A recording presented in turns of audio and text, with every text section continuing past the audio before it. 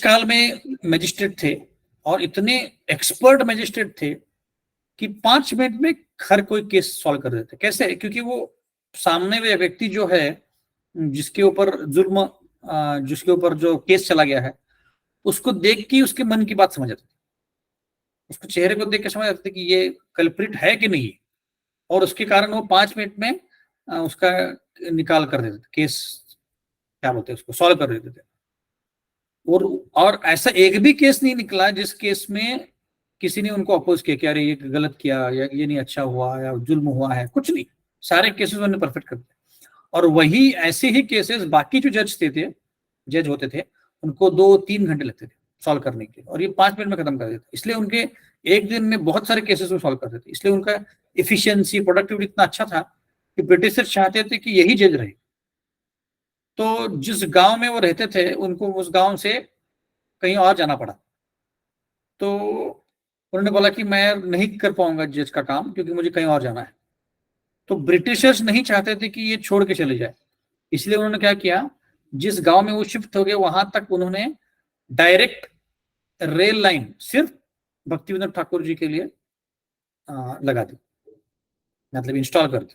आप सोच सकते हैं कि व्यक्ति के लिए अगर कोई रेलवे लाइन लग रही है मतलब क्या उसकी योग्यता है और क्या उसके इंपॉर्टेंस है ना। तो उन्होंने फिर उनको जगन्नाथपुरी का भी उनको हेड बना दिया था मंदिर का, क्योंकि वहां पे बहुत गड़बड़ चल रही थी। जो राजा था तब तक का वो बहुत गड़बड़ कर रहा था, तो ब्रिटिशर्स ने उनको नियुक्त कर दिया था। तो उन्होंने एक ही साल में बहुत सारे परिवर्तन लाए। पहले ऐसा होता था कि कभी भी भोग लगता था, कुछ भी भोग लगता था, तो उन्होंने सब स्टैंडर्डाइज किया। बोला कि दिन में 32 भोग लगने चाहिए और दिन में ये भगवान को देने चाहिए। इतने भोग लगते थे, जैसे मैंने पिछली बार क्लास में बताया था कि जगन्नाथ बलदेव सुभद्रा खा के हाथ धोते थे तब तक दूसरा भोग आता था, ऐसे है ना। तो इतने उन्होंने भोग लगा और इतना आप अगर जाके अभी हम नवंबर में जाने वाले हैं तो होपफुली हमें वहां का किचन भी देखने मिलेगा। इतना बड़ा किचन है, उसमें ऐसे कई बड़े बड़े बर्तन हैं और बहुत सारे पंडे जो हैं वहां पे कुकिंग करते हैं। तो ये सब सेट भक्तिविनोद ठाकुर जी ने किया। तो उनका बहुत योगदान है उसमें, वो मंदिर को सेट करने में और मंदिर को शोभा बढ़ाने में। और उन्होंने और एक मंदिर भी कंस्ट्रक्शन किया था जिसमें हर घर घर जाके उन्होंने सबसे 1-1 रुपए लिए थे और पर्सनली जाके। तो उनका स्केड्यूल ऐसे था कि वो 10 बजे सोते थे और साधारण 1 या 2 बजे उठ जाते थे। 2 बजे उठ के पहले वो जपा करते थे, 32 माला जपा करते थे। उसके बाद फिर किताबें पढ़ते थे, किताबें लिखते थे। 7-8 बजे तक रेडी हो जाते थे। 7-8 बजे फिर गेस्ट को देखते थे 1-1 घंटा, फिर 9 का प्रसाद लेते थे और फिर 10:30-11 बजे वो निकल जाते थे ऑफिस के लिए। और 1 बजे तक ऑफिस करते, वापस आते, प्रसाद लेते और 2-2:30 तक वापस जाते। तो 3 से 5 या 3 से 6 बजे वापस आते थे, नहा धो के प्रसाद लेते थे और 7 से 9 सत्संग करते थे। जैसे हम लोग सत्संग करते हैं ऐसा रोज सत्संग करते थे। ऐसे उन्हें नाम हट्टा सेंटर बनाए थे। तो 9 बजे वापस आते थे, कुछ पत्र व्यवहार करते थे और फिर 10 बजे सो जाते थे। तो रोज इतने उन्होंने बुक्स लिखे हैं, इतने उन्होंने सॉन्ग्स लिखे हैं कि कोई लिमिट नहीं। तो आप सोचिए एक गृहस्थ व्यक्ति जिसके 11 बच्चे हैं, पत्नी है, इतना महत्वपूर्ण जॉब है। डिस्ट्रिक्ट मैजिस्ट्रेट मतलब बहुत बड़ा जॉब होता है, डिस्ट्रिक्ट जज होता है ना, उसकी वो रिस्पॉन्सिबिलिटी बहुत बड़ी होती है। तो वो जॉब करना, 11 बच्चों का पालन पोषण करना, फिर सत्संग करना, मंदिर का देखभाल करना, ऐसे बहुत सारे कार्य उन्होंने पैरेलल करते थे। इतने वो काबिल थे और इतने शुद्ध भक्त थे कि एक दिन वो अपने घर से ऐसे देख रहे थे तो कोई दूरी पे, क्योंकि वो कई अलग अलग खोज कर रहे थे चैतन्य महाप्रभु के बारे में, तो उनको खोज करना थी कि चैतन्य महाप्रभु का जन्म कहाँ हुआ है। क्योंकि जब चैतन्य महाप्रभु चले गए उसके बाद उनकी जो जन्म स्थल है उसके ऊपर बहुत कंट्रोवर्सीज हुई थी। बहुत सारे लोग बोलते कि नहीं उनका जन्म स्थल यहाँ है वहां है ऐसे। तो उन्होंने क्या किया, वो खोज रहे थे, मैप्स में देख रहे थे, इधर उधर देख रहे थे। तो एक दिन जैसे घर से बाहर आए सुबह, तो उन्होंने देखा दूर पे ऐसे प्रकाशमय हो गया, मतलब सनलाइट नहीं है ना, कोई और प्रकाश में ऐसे बहुत लाइट हुआ और उन्होंने चैतन्य महाप्रभु का स्वरूप देखा वहां पे आकाश में। हाँ, तो उनको समझ में आ गया कि यही स्थली है जहाँ पे चैतन्य महाप्रभु का जन्म हुआ है। उसको योगपीठ बोलते हैं। तो वो वहां पे चले गए और उन्होंने देखा तो ऐसा एक ही एरिया था लगभग 1-2 एकड़ का, जहां पे सिर्फ तुलसी ही तुलसी उगी थी और कहीं तुलसी नहीं थी, उसी एरिया में तुलसी थी। तो वो समझ गए कि यहीं पे उनका जन्म हुआ है। तो कंफर्म करने के लिए उन्होंने कई अलग अलग शास्त्र खोले और मैप्स खोले और कंफर्म हो गया कि यहीं पे करना है। फिर भी वो अपने गुरु महाराज जगन्नाथ जी गोस्वामी महाराज को लेके आए, बाबा जी महाराज को लेके आए। और जगन्नाथ बाबा जी महाराज 125 साल के थे और उन इतने बूढ़े थे कि उनकी जो आंखों की ये पट्टी होती है ना, क्या बोलते हैं उसको, आईलिड्स, आईलिड्स ऐसे बंद होती थी अपने आप, उनको खोलना पड़ता था उनको देखने के लिए। तो उनका जो नौकर था वो ऐसा ऐसे आईलिड को खोलता था और फिर जगन्नाथ बाबा जी महाराज दर्शन करते थे, इतने बूढ़े हो गए थे। और वो ऐसे, आप अगर फोटो में देखेंगे तो ऐसे बच्चा जैसे बैठता ना अपने माँ की गोद में, माँ के पेट में, वैसे बैठते थे। तो कितने बूढ़े हो गए थे, झुक गए थे। तो उनको उनको ले जाने के लिए बहुत बड़ी टोकरी थी, उस टोकरी में बिठाते थे उनका जो नौकर था और लेके आते थे। और उनको चलना और बहुत सारे उनको मूवमेंट्स हो नहीं पाते थे। पर जब इस स्थली पे लेके आया योगपीठ पे, और शिला भक्तिविनोद ठाकुर जी ने उनको बोला कि गुरु महाराज ये आप कंफर्म करेंगे कि यहीं पे चैतन्य महाप्रभु का जन्म हुआ था। तो उनकी आंखें खोली गई ऐसी, और वो उनकी जैसे आंखें खुली तो टोकरी से वो कूद पड़ी, जैसे छोटा बच्चा होता है ना टोकरी से कूदता है, वैसे कूद पड़े और वहां पे डांस करने लग गए, जोर जोरों से डांस करने लगे, यही स्थली है, यही स्थली है, यही स्थली है करके। तो आप सोच सकते हैं कि कितना आध्यात्मिक प्रगत है दोनों जीव, कि चैतन्य महाप्रभु का जो स्थली है वो ढूंढ निकाला और फिर उसके बाद फिर वहां पे कंस्ट्रक्शन किया गया। तो आप अभी आप देखेंगे मायापुर में, मायापुर का हमारा जो इस्कॉन मंदिर है वहां से 1-2 किलोमीटर पे ही है। तो योगपीठ बोलते हैं उसको, जहाँ पे चैतन्य महाप्रभु का जन्म हुआ था। तो अभी बहुत बड़ा मंदिर है, बहुत अच्छी डेटीज है वहाँ पे। तो भक्तिविनोद ठाकुर जी के कारण ही हो पाया। और बहुत सारे उन्होंने किताबें लिखी, बहुत सारे अपसंप्रदाय को उन्होंने बंद किया, उनका अपसंप्रदाय, क्योंकि कई लोग थे वो, उनके अलग अलग नाम भी हैं, अवला बावला, ऐसे कई नाम हैं, लगभग 20-30 अपसंप्रदाय हैं जो चैतन्य महाप्रभु का नाम लेके गलत गलत प्रचार कर रहे थे। तो उनको उन्होंने बंद कराया। फिर ऐसे कई सारे राक्षसी प्रवृत्ति के लोग थे, विशक्सेन करके राक्षसी प्रवृत्ति के लोग था, उसको भी बंद कराया। ऐसे कई सारे उन्होंने काम किए एक ही समय में। और फिर भक्ति स्वरूप ठाकुर ऐसे बेटे को उन्होंने जन्म दिया।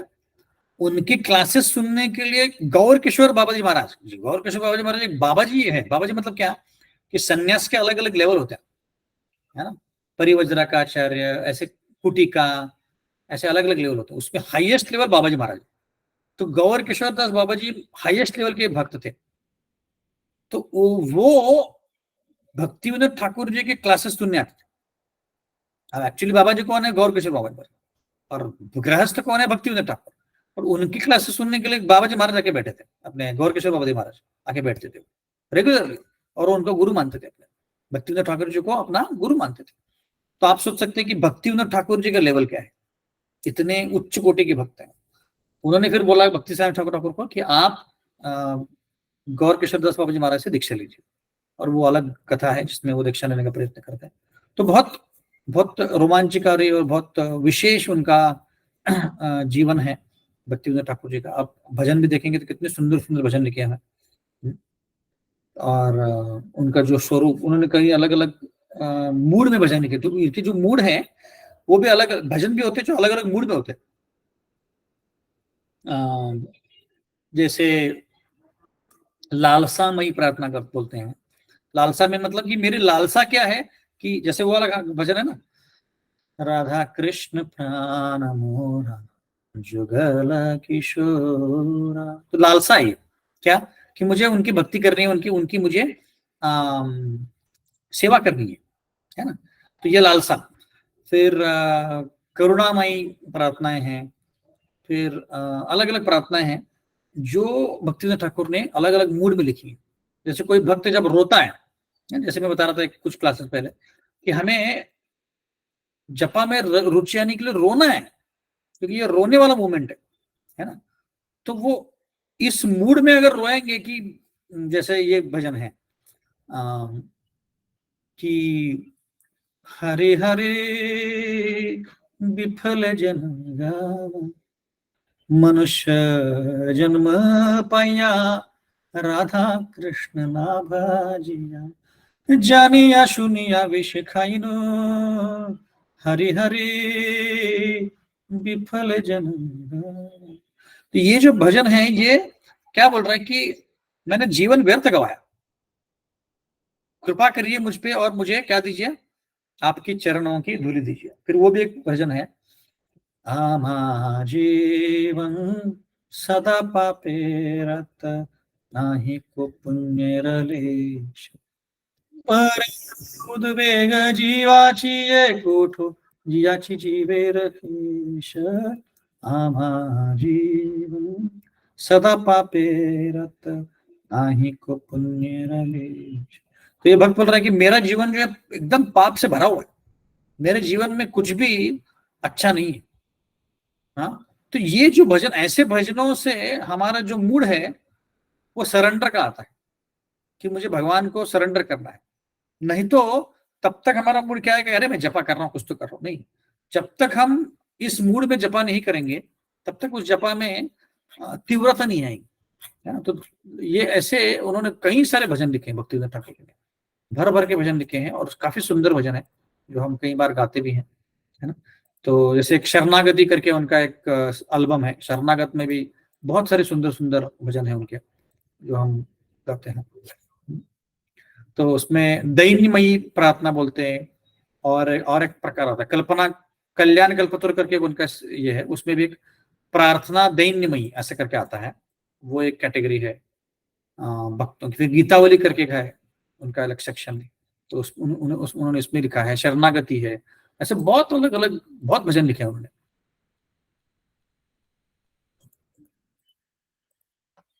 तो जब भी हम मायापुर जाएंगे यात्रा के लिए, मे बी नेक्स्ट ईयर या उसकी नेक्स्ट ईयर, जब भी महाराज लेके जाएंगे तो हम अलग से निकलेंगे, तो तब हम जाएंगे वहां पे। सुरभि कुंज करके उनका घर है भक्तिविनोद ठाकुर जी का, तो हम देख सकते हैं वहां पे, तो वहां पे विजिट कर सकते हैं। क्योंकि ऐसे अलग अलग आचार्यों के घर में जाएंगे, उनके बारे में सुनेंगे, तो फिर हमें अच्छे से हम भक्ति कर सकते हैं। ठीक है, हरे कृष्ण। तो अभी हम भागवतम की चर्चा को आरंभ करते हैं। कोई प्रश्न है इन दोनों के बारे में? हरे कृष्णा प्रभु जी। हरे कृष्णा प्रभु जी, आपने अलग अलग मूड बताए ना, वो और एक बार बताइए ना मूड के नाम। हाँ, मुझे भी सारा याद नहीं है पर जितना मुझे आता है, एक दैन्य बोधिका करके है, दैन्य बोधिका। दूसरा है लालसामयी। तीसरा है और क्या बताया मैंने, मैं भी भूल गया। भक्तिमय बोला था। करुणामयी बोला। भक्तिमय, भक्तिमय बोला क्या मैंने? शरणागत वाला भी। शरणागति वो एल्बम का नाम है, शरणागत अच्छा, एल्बम का नाम है। और गीतावली? गीतावली भी एल्बम का नाम है। मैं आपको काम करता हूँ, मैं इसके ना 4 या 5 कैटेगरी है उसके, मैं वो निकाल के आपको भेजता हूँ उसमें व्हाट्सएप में। तो दैन्यमयी, प्रार्थनामयी, लालसामयी, ऐसे 5-6 कैटेगरी थे भजनों के। ठीक है, ओके। तो भागवतम को प्रारंभ करते हैं हमारे। तो तीसरे स्कंद के 4थे अध्याय से हम चर्चा कर रहे हैं।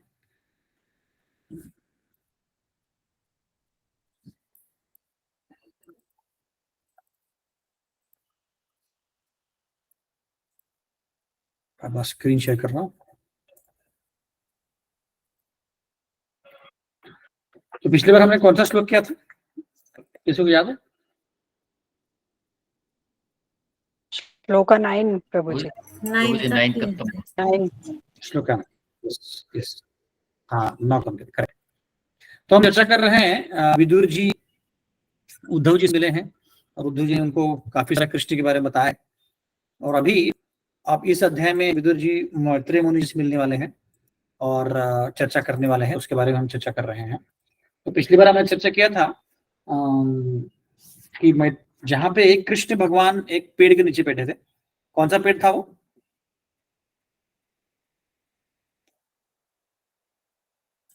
कौन सा पेड़ था? बरगद बनियान हाँ, बनियान मतलब ये बरगद ना, yes. बरगद का पेड़। बरगद का मराठी में क्या बोलते हैं उसको? वडाचा पेड़, वडाचा झाड ना, करेक्ट। तो उनके उसके नीचे बैठे थे। क्यों बैठे थे उसके नीचे? मैंने बताया था पिछली बार।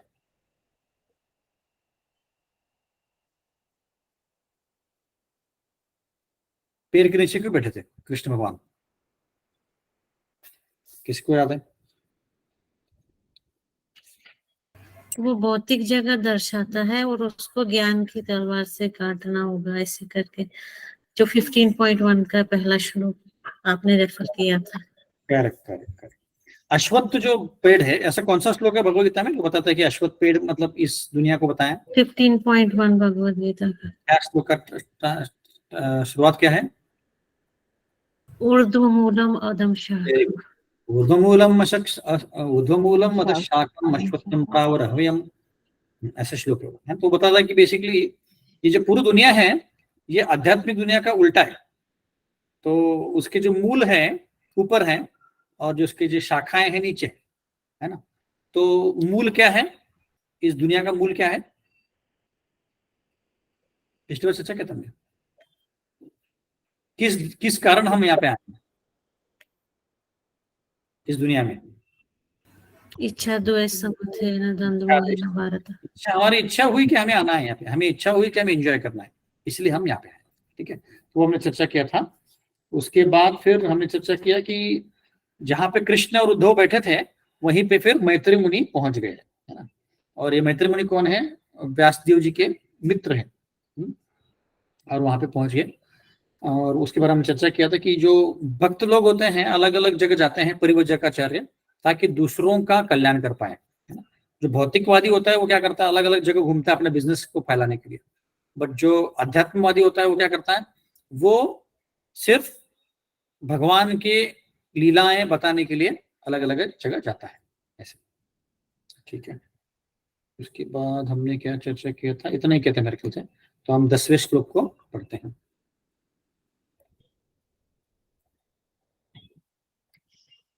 तस्यानुरक्तस्मुनेरमुकन्द प्रमोद भावानत कंदरस्य अश्नवत्तमानुरागः समक्षया विश्वमयं वाच।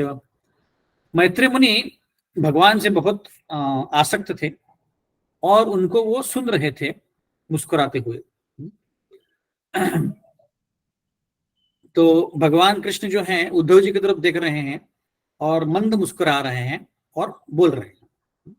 अभी आप इमेजिन कीजिए कि कृष्ण भगवान खड़े बैठे हैं पेड़ के नीचे, बाजू में उद्धव जी बैठे हैं और सामने मैत्री मुनि खड़े हैं। अब दोनों को उनका दर्शन मिल रहा है। पर यहाँ पे प्रभुपाद बोलते हैं कि कृष्ण भगवान का ध्यान उद्धव जी की तरफ ज्यादा था। क्यों? ऐसा क्यों था? क्योंकि उद्धव जी अन्याभिलाषिता भक्त हैं, मतलब शुद्ध भक्त हैं, उनके मन में कोई और विचार नहीं, अनन्य भक्त हैं। इसीलिए उनकी तरफ ज्यादा प्रेम उत्पन्न हो रहा था कृष्ण भगवान का। ऐसा नहीं कि मैत्री मुनि भक्त नहीं है, बट मैत्री मुनि कैसे भक्त हैं?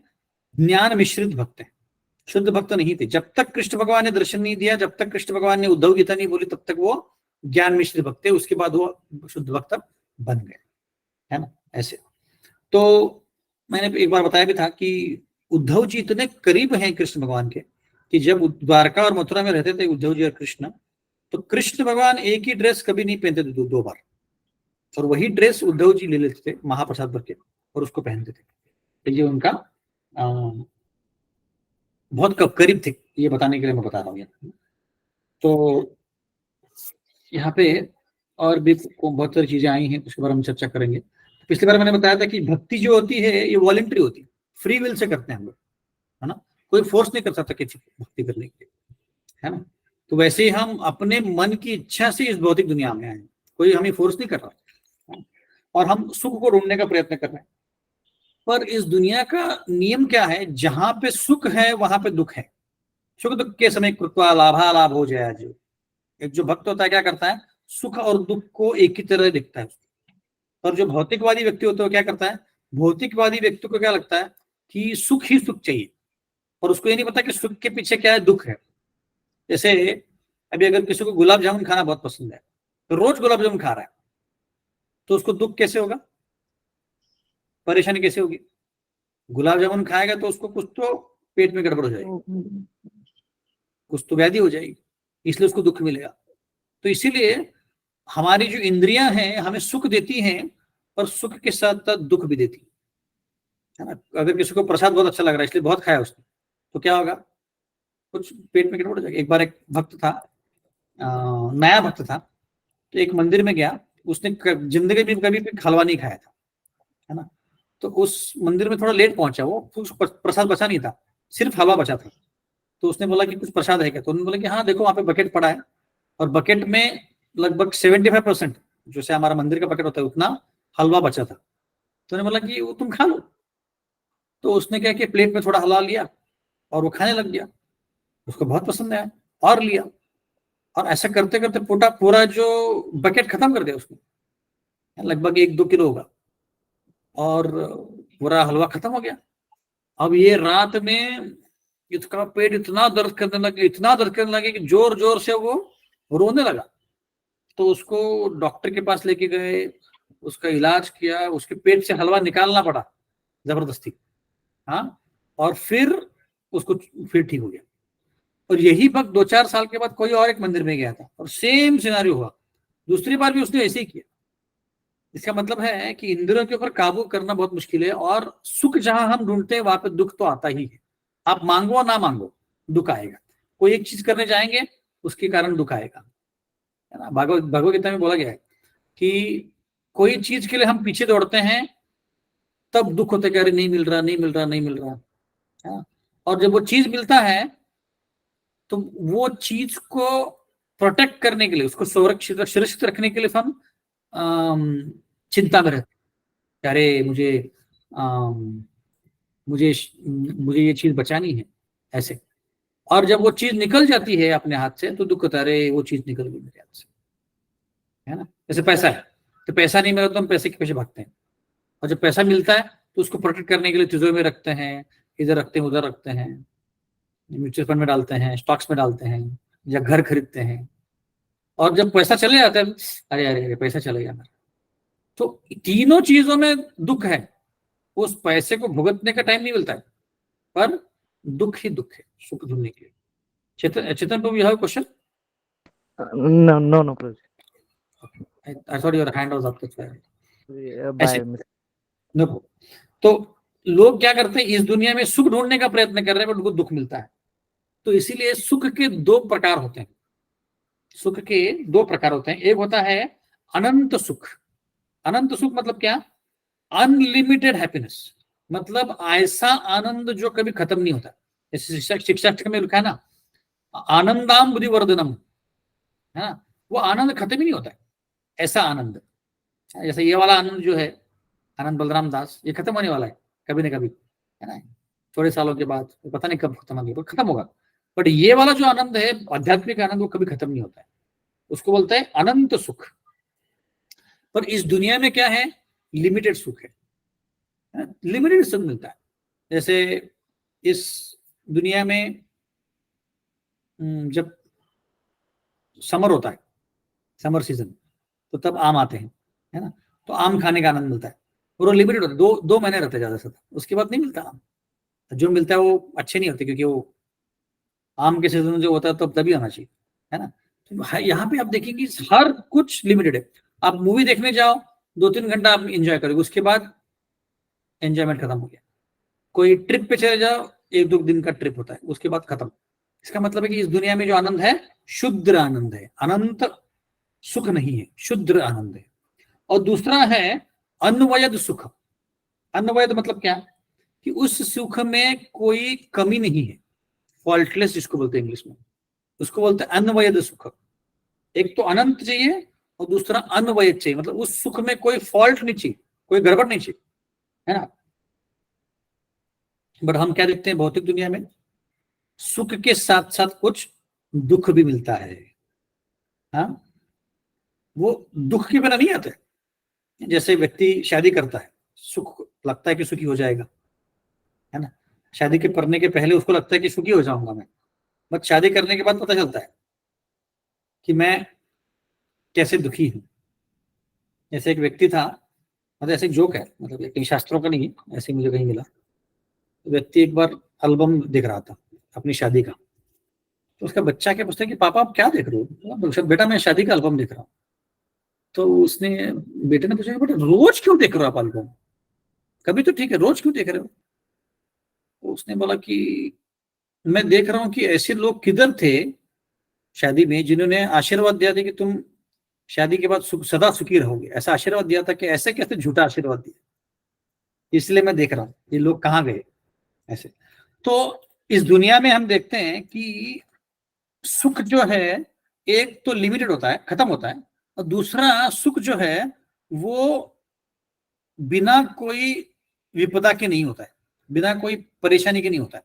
हर हर सुख के पीछे पीछे कोई ना कोई परेशानी है ना। ऐसे मैंने शादी का उदाहरण दिया, खाने का उदाहरण दिया, कोई भी चीज ले लो आप, हर एक सुख के पीछे दुख है। जैसे कोई माँ होती है, बच्चों को पैदा करती है, अब बच्चा पैदा जब होता है उसको बहुत परेशानी होती है, और जब बच्चा पैदा होता है उसको बहुत खुशी होती है, अरे चलो बच्चा, क्योंकि माँ का जो प्रेम होता है, माँ का जो भाव होता है वो कोई और समझ नहीं सकता, और वो प्रेम के और कोई और प्रेम किसी के साथ कंपेयर कर ही नहीं सकते। इनफैक्ट ऐसे बोला है कि शास्त्रों में कि जो माँ का प्रेम होता है बच्चे की तरफ, कम से कम द्वापर युगों का, कलियुग का मुझे पता नहीं है, वो शुद्ध भक्ति, शुद्ध प्रेम के बहुत करीब है ना। तो माँ को लगता है कि भी बच्चा हो गया, मैं बहुत खुश हो जाऊंगी, पर बच्चा क्या करता है, परेशान करता है, रात को उठता है, रोता रहता है। अब बच्चा क्यों रो रहा है पता नहीं, पेट में दर्द है कि भूख लगी है कि नींद नहीं आ रही, कुछ पता नहीं, गेस मारना पड़ता है और उसके पीछे भी दौड़ना पड़ता है। इसका मतलब है कि हर सुख में यहाँ पे भौतिक द्वंद्व है ना, इस दुनिया में द्वंद्व है, तो जो भी सुख है उसके पीछे दुख पक्का है। इसलिए भौतिक दुनिया में अनंत सुख और अन्वयत सुख नहीं मिलने वाला है। अनंत सुख और अन्वयत सिर्फ आध्यात्मिक जीवन में मिलेगा। ऐसे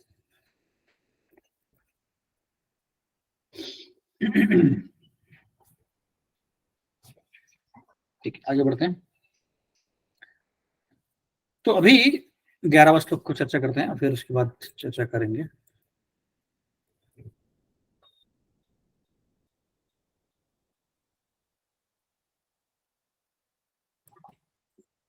श्लोक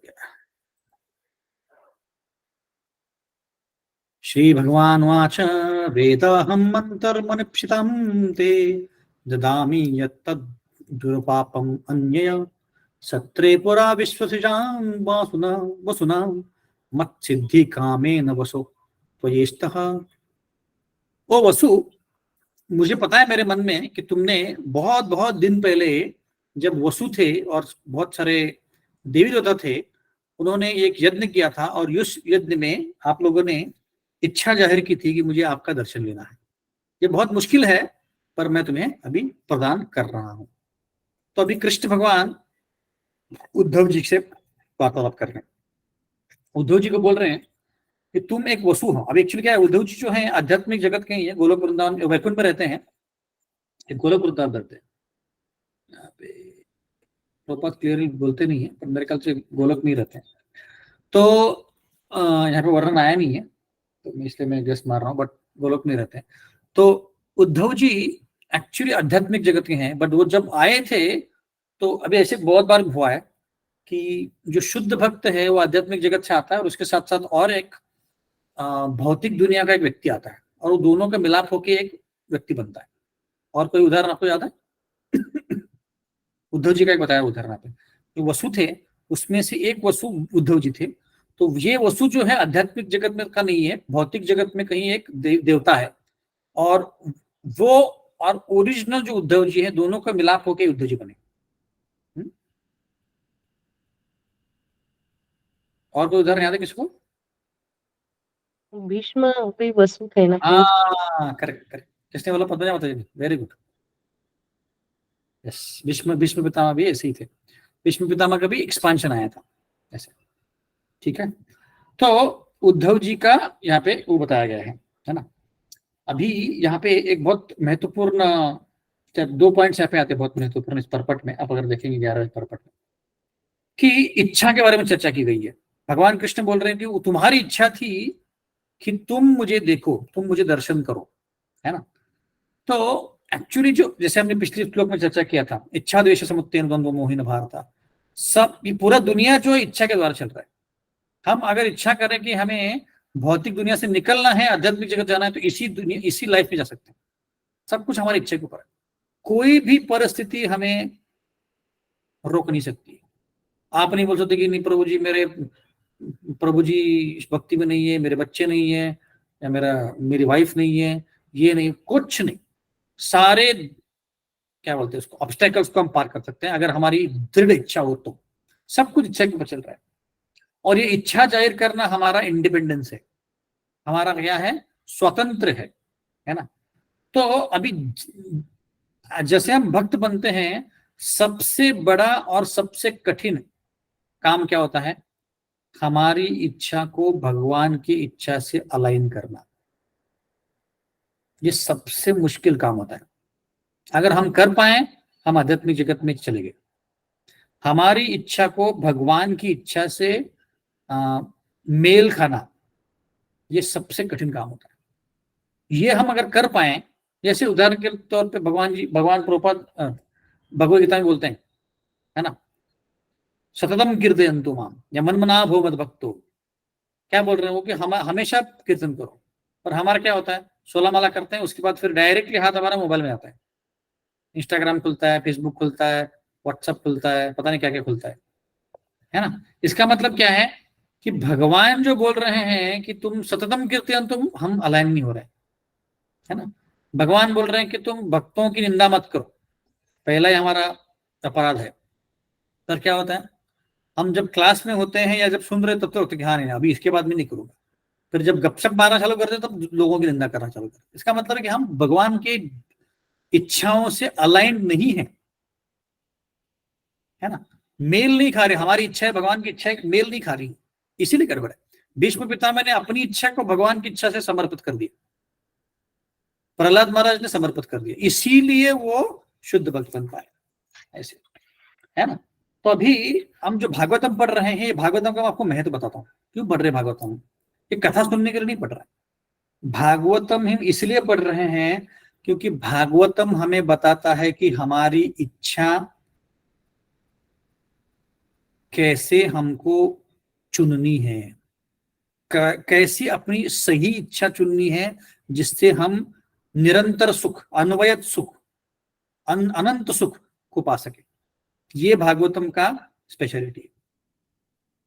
भागवतम हमें बताता है कि हमारी जो इच्छा है वो हम कैसे अच्छे से चुन पाए।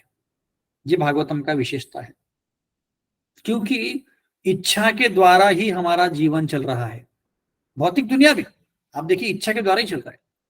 अगर मुझे बड़ा आदमी बनना है तो बहुत 12-12, 14-14 घंटा काम करूंगा, 7 दिन काम करूंगा, बड़ा आदमी बनने का प्रयत्न करूंगा, इच्छा द्वारा चल रहा है। अगर मैंने डिसाइड किया कि मुझे अच्छा भक्त बनना है, बन सकता हूँ। तो जैसे गाड़ी होती है, गाड़ी में स्टीयरिंग व्हील होता है, 4 व्हीलर में, वही स्टीयरिंग व्हील मतलब हमारी इच्छा है। अगर हमारी इच्छा है कि मुझे अच्छा भक्त बनना है तो कोई रोक नहीं सकता है, हम खुद ही रोक सकते हैं उसको, और कोई नहीं रोक सकता। इसका मतलब है कि सब कुछ इच्छा के द्वारा चल रहा है।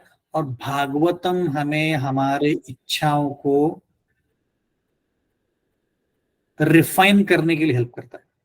मतलब क्या कि हमारी इच्छा भौतिक होती है, उसको आध्यात्मिक बनाने में मदद करता है। जब हम देखते हैं कि ध्रुव महाराज भौतिक इच्छा लेके गए थे जंगल, और जंगल में जाके उनकी दर्शन करने के बाद उनकी इच्छा भौतिक से आध्यात्मिक बन गई, तब हम भी सोचते हैं कि अरे नहीं, मैं ये क्या भौतिक इच्छा कर रहा हूँ, उसको बंद कर दूं, आध्यात्मिक इच्छा नहीं करूं। तो लीलाएं जो हैं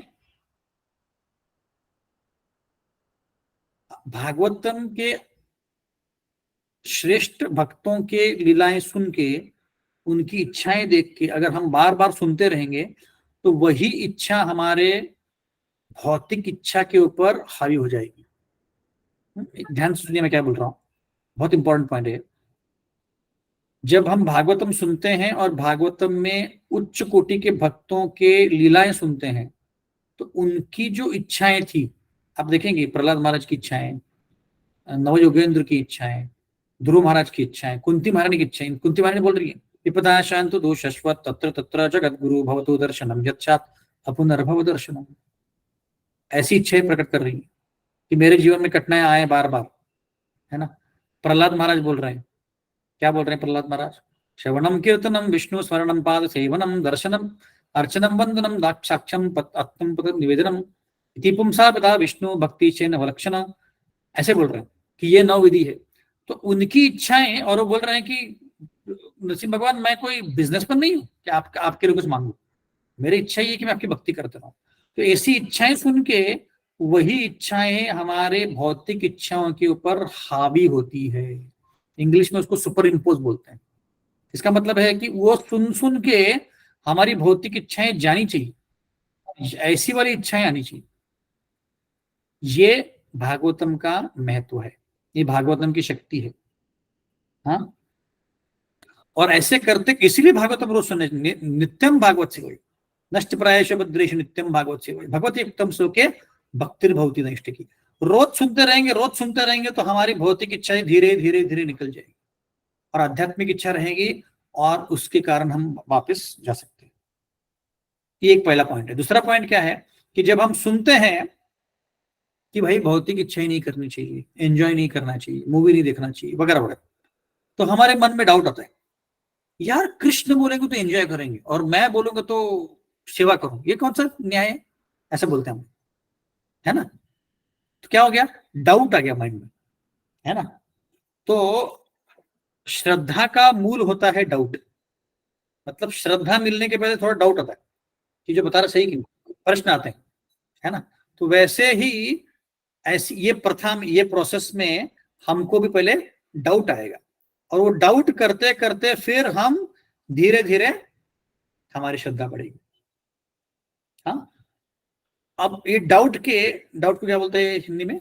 शंका। अब जो शंका होती है ये 2 प्रकार की है। शंका क्या है?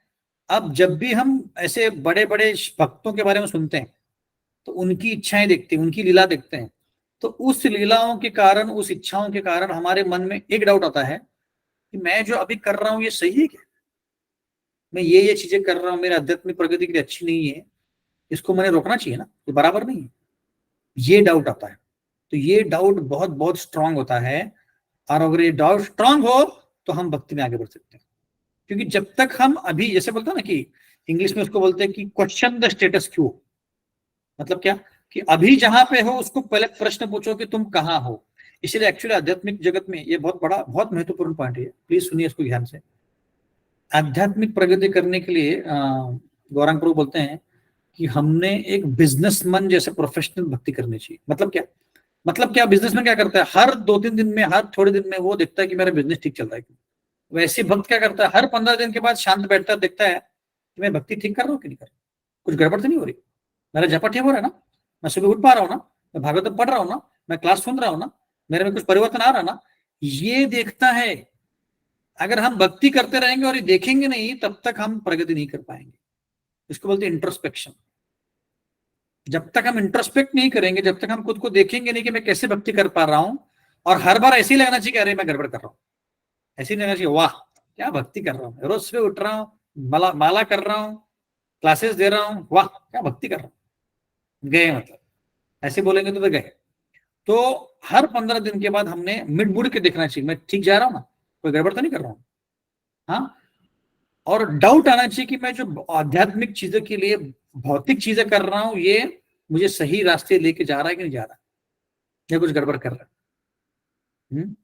अनुकूल्य संकल्प प्रतिकूल्य से वर्जन। ऐसी चीजें तो नहीं कर रहा ना मैं कि जो प्रतिकूल है मेरे भक्ति के लिए, ऐसी चीजें कर रहा हूं ना मैं जो अनुकूल है भक्ति के लिए। ये डाउट है, ये डाउट आना चाहिए, अच्छी चीज है। और ऐसी डाउट आएंगे तो फिर भौतिक इच्छाएं हम फेंक देंगे, है ना, ऐसे। क्योंकि ये बहुत, एक्चुअली हम भक्ति कर रहे हैं मतलब क्या? ऐसा नहीं है कि भक्ति करते करते एक दिन आएगा कि सारे भौतिक इच्छाएं खत्म हो जाएंगी और हमको 4 हाथ आ जाएंगे और वैकुंठ पहुंच जाएंगे। ऐसा नहीं है। धीरे धीरे धीरे हमें बदलाव आना चाहिए, धीरे धीरे बदलाव आना चाहिए। आज मैंने ये इच्छा खत्म कर दी, आज मैंने वो इच्छा खत्म कर दी, आज मुझे और एक इच्छा आ गई आध्यात्मिक करने के लिए, भक्ति करने के लिए। ऐसे धीरे धीरे हमें बदलाव आना चाहिए। इसलिए मैंने 2 पॉइंट बोले। एक इच्छा, है ना, भागवतम पढ़ने से, बड़े बड़े व्यक्तियों के इच्छाएं जानने से हमारे भौतिक इच्छाएं के ऊपर वो सुपर इम्पोज होती है। सुपर इम्पोज मतलब वो हावी होती है, हमें लगता है कि अरे यही बेटर है, मुझे भौतिक इच्छा नहीं करनी चाहिए, इसलिए हमारे भौतिक इच्छाएं शुद्ध हो जाती है भागवतम सुनने से। दूसरा, भागवतम सुनने से हमारे मन में डाउट आता है कि मैं भौतिक चीजें जो कर रहा हूँ सही कर रहा हूँ कि नहीं कर रहा हूँ, मैं सही रास्ते पे जा रहा हूँ कि नहीं जा रहा हूँ। और हर 15 दिन में हमें देखना चाहिए मैं ठीक कर रहा हूँ, तो गड़बड़ तो नहीं कर रहा हूँ। और इसके लिए और एक टेक्निक है कि हमने क्या करना चाहिए कि महीने में एक बार एक दिन निकालना चाहिए। अभी माताओं के लिए थोड़ा कठिन है, बट मुश्किल नामुमकिन नहीं, कठिन होता है सब कुछ बट नामुमकिन नहीं होता है। क्या करना है कि एक दिन ऐसा निकालो जिसमें ज्यादा जपा करो, 32 माला, 48 माला, 64 माला। एकादशी के सबसे बेस्ट दिन है। क्यों? क्योंकि मन जो है तब बहुत ज्यादा शुद्ध होता है, और तब शुद्ध होने के बाद ना आपको वो सही से दिखा पाएगा। नहीं तो हम अगर रेगुलर जो 16 माला कर रहे हैं उसी दिन सोचेंगे तो क्या होगा कि मन इतना शुद्ध नहीं होता, तो बोलेंगे अरे नहीं ठीक कर रहे थे, जॉब कर रहा है ठीक कर, कितना चैंटिंग कर रहा है, 16 माला कर रहा है, कोई बात नहीं, कितना रीडिंग कर रहे हैं 15 मिनट, अरे बहुत है, ज्यादा हो गया, ऐसा आपको बताएगा। क्योंकि मन जो है दूषित हो गया ऑलरेडी, और 16 माला से वो इफेक्ट नहीं होगा उसको। जैसे आपने सुना होगा कि मेडिकल टर्मिनोलॉजी में अगर जो वायरस होता है उसको अगर कोई दवा का आदत हो गया तो उसके ऊपर असर नहीं होता। वैसे 16 माला कर करके हमारी इच्छाएं खत्म नहीं होती, उसके लिए 64 माला चाहिए, 32 माला चाहिए। तो ऐसे समय हम इंट्रोस्पेक्ट करेंगे मैं ठीक कर रहा हूं कि नहीं कर रहा हूं, और फिर उसको चेंज करें। हर 15 दिन में हमें यह करना चाहिए। तो गौरांग प्रभु बोलते हैं जितना हम ज्यादा सुनते हैं भक्तों की लीलाएं, उतना हमारा जो श्रद्धा है बढ़ती, लीला सुनने से हमारा श्रद्धा बढ़ते रहता है, दिन ब दिन बढ़ेगा। तो गौरांग प्रभु बोलते हैं कि 3 प्रकार के लोग होते हैं। जो भाग्यशाली हैं उनको कोई गाइड मिलता है, मतलब आध्यात्मिक गाइड, अच्छा गाइड, परंपरा में गाइड। उससे भी ज्यादा भाग्यशाली होते हैं जो कृष्ण के बारे में रोज सुन पा रहे हैं। हाँ या नहीं, सॉरी, उससे भी ज्यादा भाग्यशाली है जो कृष्ण के बारे में सुन पा रहे हैं, और सबसे भाग्यशाली है कि कृष्ण के बारे में रोज सुन पा रहे हैं। पहला भाग्यशाली क्या था कि उसको कोई गाइड मिल गया, दूसरा कृष्ण के बारे में सुन पा रहा है, तीसरा कृष्ण के बारे में रोज सुन पा रहा है, वो सबसे ज्यादा भाग्यशाली है। भाग्यशाली वो नहीं है कि जो करोड़पति बन गया या फॉर्च्यून 500 में उसका नंबर लग गया, नहीं, भाग्यशाली जो है वो कृष्ण के बारे में रोज सुन पा रहा है। ऐसे अब इस श्लोक में और एक वर्णन आता है कि सुखदेव गोस्वामी जो थे जब ये वर्णन कर रहे थे तो वो 2 बार क्या बोलते हैं उसको, ट्रांस को क्या बोलते हैं हिंदी में, मग्न हो गए, भगवान की भक्ति में मग्न हो गए 2 बार। एक तो ब्रह्म विमोचन लीला में और दूसरा सुदामा के पाष्टम में। तो 2 बार वो पूरी तरह से, इसलिए वो राधा का नाम नहीं ले रहे थे कि राधा का नाम ले लिया फिर और ट्रांस में चले गए तो कथा कौन बताएगा, इसलिए बता नहीं रहे थे, पर फिर भी 2 बार चले गए थे वैसे। तो ये पहला पॉइंट था। दूसरा पॉइंट ये था, अभी यहाँ पे आप देखेंगे तो विदुर जी को मैत्रेय जी बताने वाले हैं, उद्धव नहीं बता रहे। उसका कारण क्या है, पिछले बार हमने देखा कि उद्धव जी छोटे थे, वो एक कारण था। दूसरा, एक्चुअली मैत्रेय मुनि शुद्ध भक्त नहीं थे सुनने के पहले, और अभी शुद्ध भक्त बन गए, है ना। तो फिर क्यों विदुर जी उनसे सुन रहे, क्योंकि एक्चुअली देखा है तो विदुर जी बड़े भक्त हैं उनसे, यमराज जी खुद है वो, तो क्यों सुन रहे हैं उनसे। और हालांकि उद्धव जी ज्यादा करीब है कृष्ण भगवान के, फिर भी विदुर जी मैत्रेय मुनि से सुनने के लिए क्यों तैयार हो गए, तो उसके अलग अलग कारण है। पहला कारण क्या है कि मैत्रेय मुनि भी उसी स्थल में थे जब कृष्ण भगवान ने उद्धव जी को उद्धव गीता बताई। ये पहला पॉइंट है। इसका मतलब है कि मैत्रेय मुनि को भी समझ में आ गया था उद्धव गीता क्या है, जो 11वें स्कंद में आएगा। हाँ, अब ये जो भी हम चर्चा कर रहे हैं, ये 3रा स्कंद और 11वां स्कंद पूरा उसी से भरा हुआ है, उद्धव गीता और जो मैत्रेय संवाद है। इससे हम समझ सकते हैं कि ये संवाद कितना महत्वपूर्ण है। 2 स्कंद पूरा भरा हुआ है ये संवाद, इतना महत्वपूर्ण है। हाँ तो ये पहला पॉइंट था। अभी एक्चुअली देखा है तो विदुर जी के कृष्ण भगवान के साथ जो आदान प्रदान था वो काफी इंटीमेट था। इंटीमेट मतलब निकट का था, और मैत्री का नहीं था, मैत्री मुनि का, फिर भी वो सुनने के लिए तैयार क्योंकि विदुर जी नम्र थे, पहली बात। दूसरी बात, वो कृष्ण कथा मैत्री मुनि ने डायरेक्टली कृष्ण भगवान से सुनी और विदुर जी तब थे नहीं, इसलिए वो रेडी हो गए सुनने के लिए। तीसरा कारण यह है, जब विदुर जी आए थे मैत्री के पास, मैत्री मुनि के पास, तो विदुर जी कृष्ण भगवान से विरह का भाव, क्या बोलते हैं इसको, विरह के भाव में थे और उनसे सहन नहीं हो रहा था वो, तो इसलिए वो डायरेक्ट कृष्ण कथा नहीं सुनने चाहते थे। पहले वो, आप देखेंगे तो तीसरे स्कंद में पूरे सृष्टि का निर्माण कैसे हुआ इसके बारे में चर्चा हो रही है, तो वो सुनना चाहते थे, इसलिए उनके प्रश्न भी ऐसे हैं। डायरेक्ट कृष्ण भगवान की लीला के ऊपर प्रश्न नहीं पूछते विदुर जी, आप देखेंगे इसके बाद। तो सृष्टि का निर्माण कैसे हुआ, भगवान ने कौन से अवतार लिए, लीलाएं कौन सी की, ऐसे पूछ रहे। तो वो उनको सुनना था, क्योंकि उनको कृष्ण के बारे में सुनते तो विरह भाव उनका उत्कट बाहर आया, इसलिए। तो इसलिए तुरंत विदुर जी हायर रसा नहीं सुनना चाहते थे। हायर रसा मतलब रास लीला, कृष्ण की शादी की लीला वगैरह, है ना। और आगे भी आएगा ये कि और एक कारण था कि विदुर जी ने ऐसे प्रश्न नहीं पूछे, क्योंकि उनको क्लियर नहीं था कि मैत्रेय बोल पाएंगे नहीं बोल पाएंगे, इसलिए उन्होंने शुरुआत ऐसी की है प्रश्नों की कि सृष्टि का निर्माण कैसे हुआ और विष्णु के अलग अलग अवतार क्या हैं वगैरह वगैरह से उन्होंने शुरुआत की। ठीक है, तो ये दो महत्वपूर्ण पॉइंट थे इस श्लोक में, एक तो इच्छा के बारे में, दूसरा डाउट, और ये विदुर जी ने मैत्रेय मुनि से क्यों सुना। और मैंने जैसे बताया कि एक सबसे महत्वपूर्ण पॉइंट बताया मैंने कि सबसे कठिन चीज होता है हमारी इच्छा को भगवान की इच्छा से अलाइन करना, ये सबसे मुश्किल काम होता है। इसलिए व्यवसायत्मक बुद्धि चाहिए जीवन में। व्यवसाय की बुद्धि मतलब क्या, कि जैसे बिजनेसमैन होता है कि पैसा कमाने के लिए कुछ भी करे, छोड़ेगा नहीं, वैसे भक्ति करने, भक्त जो होता है वो भक्ति नहीं छोड़े, कुछ भी हो जाए जीवन में। आश्लित्वा पादरतां प्रदष्टुमाम अदर्शमहं दा करोतु वा यथा तथा वा विद्धातु लंपटो मत प्राणनाथस्तु सेवनापर। कुछ भी हो जाए जीवन में भक्ति नहीं छोड़गा, ऐसे भक्त बोलता है। ठीक है, आगे बढ़ते हैं।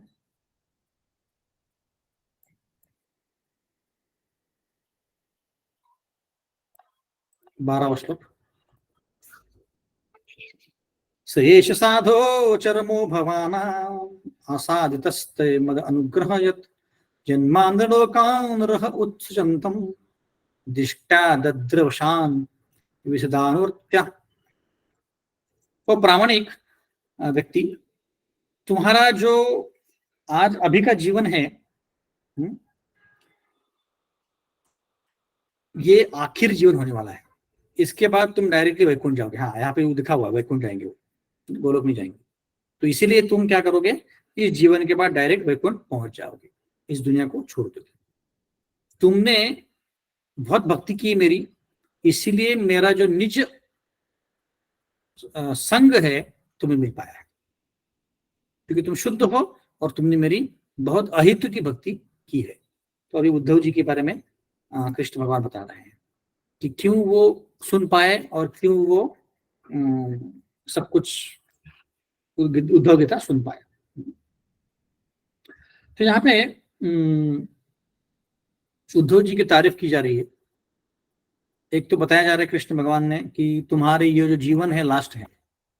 एक बार हिज होलनेस इंद्रद्युम्न महाराज एक ज्योतिष के पास गए थे, तो ज्योतिष ने हाथ देखा, बहुत देर तक देखता ही रहा, बोला कि तुम पिछले जन्म में राजा थे और अगला जन्म तुम्हारा दिखा ही नहीं है, इसका मतलब तुम्हारा अगला जन्म होगा ही नहीं, ऐसा बोल रहे थे।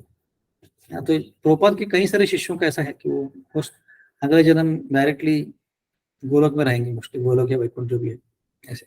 तो यहाँ पे वैसे ही हो रहा है। उद्धव जी के बारे में बता रहे कि तुम्हारा, कृष्ण भगवान बोल रहे कि तुम्हारा जीवन नेक्स्ट होगा ही नहीं, डायरेक्ट तुम वैकुंठ चले जाओगे ऐसे।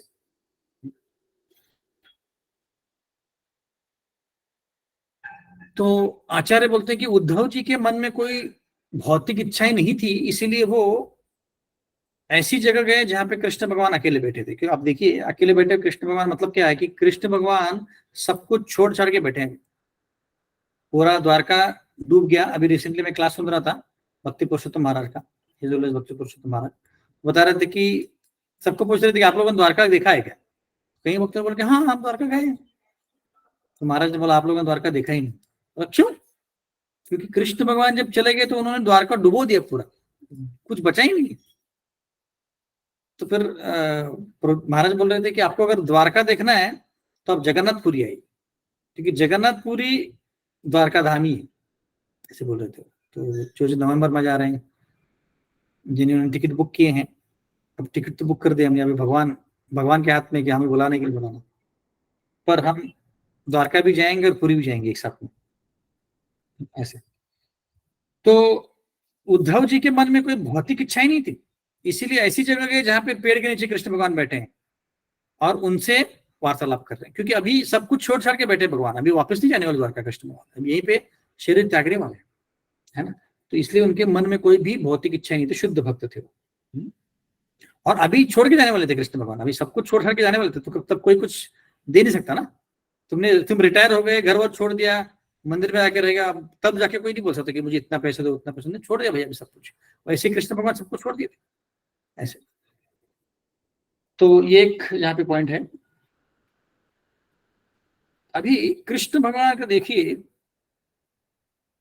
जो त्याग का प्रवृत्ति है, इसको रिनंसिएशन बोलते हैं इंग्लिश में, कितना बड़ा है। अब इस लीला में आप देखेंगे, ये लीला घटित हो रही है, इस लीला में उसको मौशाल लीला बोलते हैं। मौशाल लीला मतलब क्या कि यदु लोगों ने प्रभा क्षेत्र में जाके एक दूसरों को लोखंड क्या बोलते हैं, आयरन के लोहे के रॉड से एक दूसरे को मार के वो सारे लोग मर गए। तो ये लीला घटित हो रही है। तो अभी कोई बोल सकता है कि अभी सोचिए, तब के जमाने में जब लोगों ने सुना होगा तो बोला होगा कि अरे क्या कृष्ण के होते हुए उनके फैमिली मेंबर्स में दारू पी के एक दूसरे को लोहे के लकड़ियों से मारा और मर गए, क्या ऐसे भगवान है कृष्ण भगवान, अपने फैमिली को बचा नहीं पाए।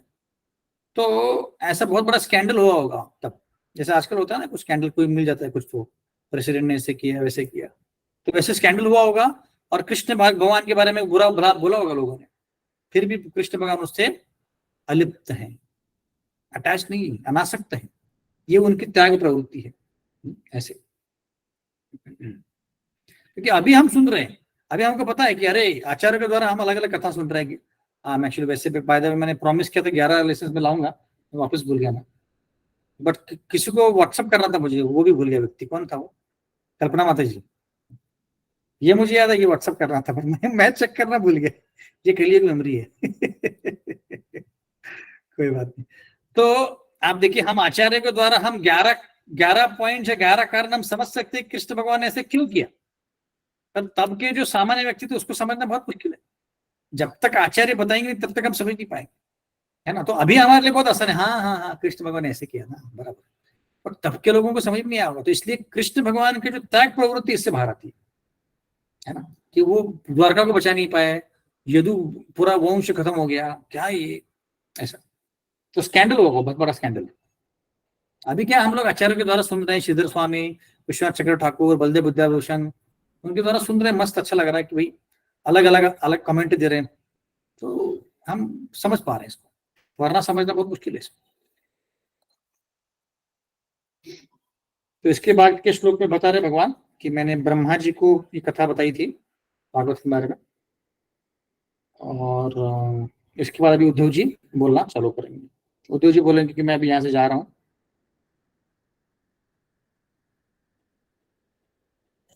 ठीक है, तो हम यहीं पे विराम देंगे। किसी को प्रश्न है? एक 4-5 मिनट में रखे हैं, और किसी को प्रश्न पूछ सकते हैं। सब लोग एंजॉय कर रहे हैं लीला कि नहीं कर रहे हैं? Hare Krishna Prabhu. Hare Krishna. Very inspirational class Prabhu, thank you so much. Thank you. कोई प्रश्न है किसी को, कोई शंका? तो मुझे जो लास्ट में आपने बताया था ना कि उद्धव जी से नहीं सुन के मैत्री मुनि से जो सुना, वो आवाज ब्रेक हो रहा था, तो एक बार रिपीट कर देंगे क्या? यस माताजी। तो विदुर जी ने उद्धव जी से नहीं सुना, मैत्री से सुना, क्योंकि एक तो मैत्री मुनि उम्र में बड़े थे उद्धव जी से, और उद्धव जी उम्र में छोटे थे विदुर जी से, तो वो उद्धव जी नहीं बताना चाहते थे। दूसरा, मैत्री मुनि ने डायरेक्ट उद्धव जी को जो मैसेज दिया था कृष्ण भगवान ने वो सुना था, उसको उद्धव गीता बोलते हैं। तो तीसरे स्कंद में कुछ पोर्शन है और बाकी का पोर्शन 11वें स्कंद में। तो इसीलिए वो सुनना चाहते थे कृष्ण भगवान से, जो मैसेज आया है मुझे भी सुनना है। दूसरा ये था। तीसरा ये था कि विदुर जी ये नहीं चाहते थे कि मैं डायरेक्टली कृष्ण कथा सुनूं, है ना, क्योंकि वो विरह में थे कृष्ण से, तो वो पहले जगत के क्रिएशन के बारे में सुनना चाहते थे, उसके बाद फिर वो कृष्ण कथा सुनना चाहते थे। तो इसीलिए वो मैत्रेय मुनि से सुनना चाहते थे। और आप आगे आगे देखेंगे कि वो अलग अलग प्रश्न पूछते हैं जो मैत्रेय मुनि से। वो प्रश्न भी ऐसे हैं कि ऐसे कोई जैसे होता है ना, कोई नया व्यक्ति आए सत्संग में और पूछता है कि बताओ भगवान कहाँ है वगैरह वगैरह, ऐसे प्रश्न है। मतलब ऐसे एग्जैक्टली नॉट ऐसे, पर ऐसे प्रश्न है कि ये सृष्टि का निर्माण कैसे हुआ, किसने बनाया, और फिर भगवान के अलग अलग अवतार बताओ। बहुत बेसिक प्रश्न है। तो वो प्रश्न क्यों पूछ रहे विदुर जी? क्योंकि वो चाहते थे कि धीरे धीरे वो आगे बढ़ पाए, डायरेक्ट कृष्ण कथा ना बताए। और दूसरा उनको शंका थी, पता नहीं मैत्रेय मुनि ये बता पाएंगे नहीं, मैत्रेय मुनि का लेवल वो समझ नहीं पा रहे थे, तो इसीलिए भी उन्होंने इससे पूछा। ठीक है, ठीक है, थैंक यू प्रभु जी। हरे कृष्ण। और कोई प्रश्न है किसी को?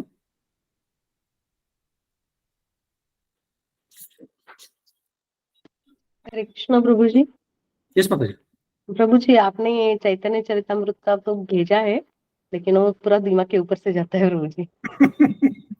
अच्छा, समझ में नहीं ये गौर कृष्ण गोस्वामी महाराज का भी लेक्चर सुनना चालू किया ना आपने? आता। हाँ, चालू किया प्रभु जी, लेकिन इतना पेशेंस भी चाहिए ना रुक के सुनने के लिए, वो भी है ना।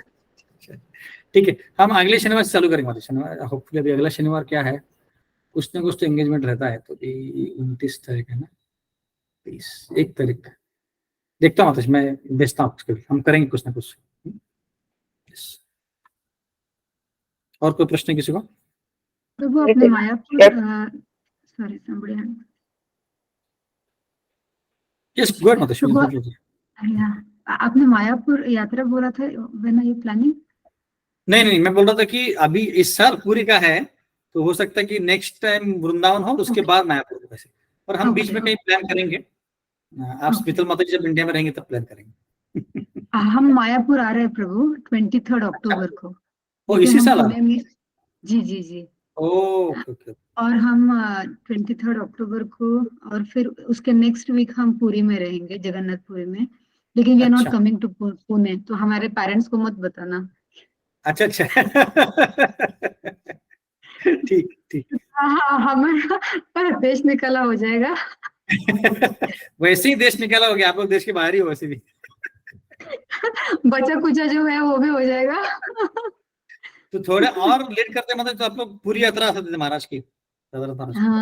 हाँ, एक्चुअली हम we are trying to not clash with other crowd, नहीं तो पूरे इंडिया के लोग चले जाएंगे वहां पे, तो हम वो ट्राई कर रहे हैं कि वो क्लैश ना हो, बिकॉज वो दिवाली, दुर्गा पूजा, सब कुछ, कार्तिक, सब कुछ साथ में आ रहा है ना।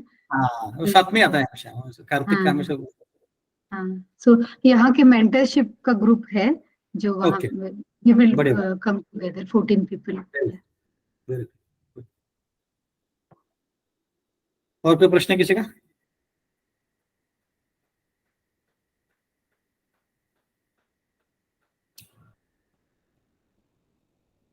पहली बार हमने काउंसलिंग मीटिंग 1 मिनट पहले खत्म किया है। रिकॉर्ड। ठीक है, तो हम ये भी विराम देंगे। बहुत बहुत धन्यवाद सभी का।